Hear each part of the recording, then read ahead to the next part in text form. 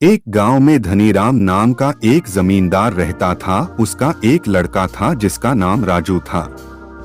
धनीराम के पास बहुत सारी ज्यादा थी और बहुत सारा धन भी था। यह बात उसके लड़के राजू को पता थी, इसलिए वह पढ़ाई में मन नहीं लगाता था।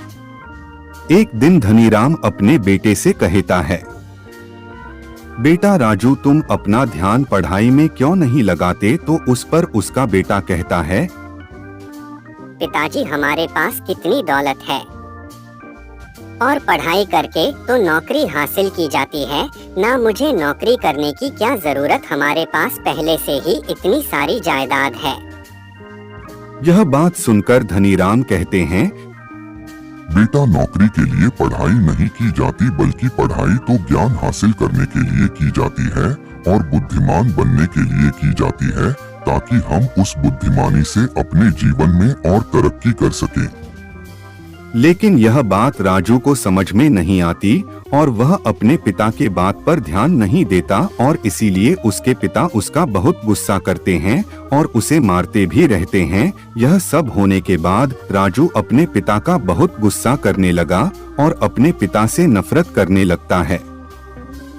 एक दिन धनीराम अपनी बीवी से कहता है, मुझे अपने बेटे के संबंधित बहुत फिक्र हो रही है, क्योंकि वह अपना मन पढ़ाई में नहीं लगाता और दिन भर घूमता रहता है और उसे लगता है कि उसके पिता के पास बहुत दौलत है और उस बदौलत की वजह से वह जिंदगी भर आराम से रहेगा। उसे नौकरी करने की और पढ़ाई करने की कोई जरूरत नहीं है।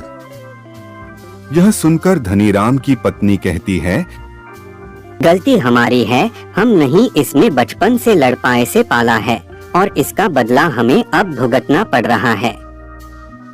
धनीराम यह सुनकर बहुत निराश हो जाता है, लेकिन उसकी पत्नी कहती है कि मैंने सुना है हमारे पड़ोस में एक विद्वान लाए हैं जो बच्चों को उच्च शिक्षा देते हैं। हमें चाहिए कि हम राजू को भी उन विद्वान के पास भेजें ताकि वहाँ पर उच्च शिक्षा प्राप्त करें और जिंदगी में कुछ बड़ा करें।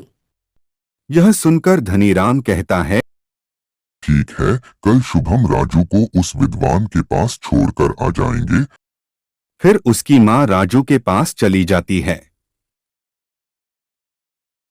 और उसकी माँ राजू से कहती है, तुम्हें कल उस विद्वान के पास जाना है, क्योंकि हमने यह तय किया है कि तुम उसके पास जाकर उच्च शिक्षा हासिल करोगे। यह सुनकर राजू खुश हो जाता है, क्योंकि वह उसके पिता से दूर जाना चाहता था और अपने घर से भी। दूसरे दिन राजू के माता पिता उसे विद्वान के घर छोड़कर आते हैं। विद्वान की एक पत्नी और छोटा बेटा होता है। जैसे ही विद्वान को पता चलता है कि जमींदार का बेटा उसके पास शिक्षा हासिल करने के लिए आ रहा है, तो वह अपनी पत्नी से भी यह बात कहता है और उसके पत्नी कहती है कि हमारा बेटा भी अब बड़ा हो रहा है, उसे भी आपकी शिक्षा की जरूरत है। यह सुनकर विद्वान कहता है कि हाँ, कल से मैं राजू का और अपने बेटे की दोनों की शिक्षा शुरू कर दूंगा।